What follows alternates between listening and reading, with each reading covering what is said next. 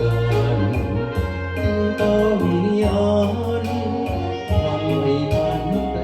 ไปแล้วจะต้อง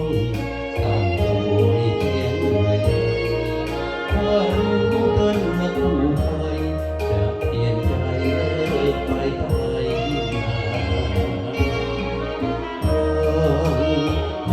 ฉันยังไม่ตายยังหายใจสบายและยิ้มได้เต็มหน้าคนไฟรัดหัวใจอยู่ทุกเวลา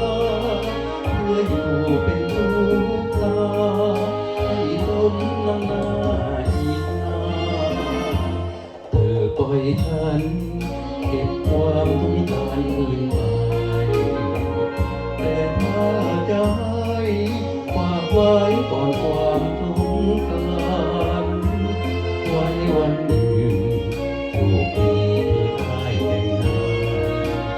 ช่วยสอนเตือนบุตรหลานอย่าทรมานทานหัวใจค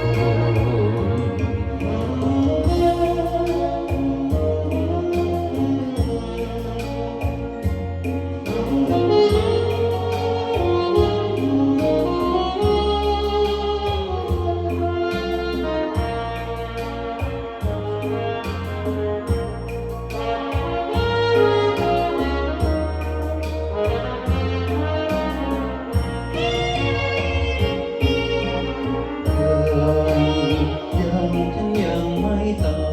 ยยังหายใจสบายและยิ้มได้เต็มหน้าคนหายร้ายหัวใจอยู่ทุกเวลาเพื่ออยู่เป็นลูกตาให้สมน้ำหน้าอีกนาน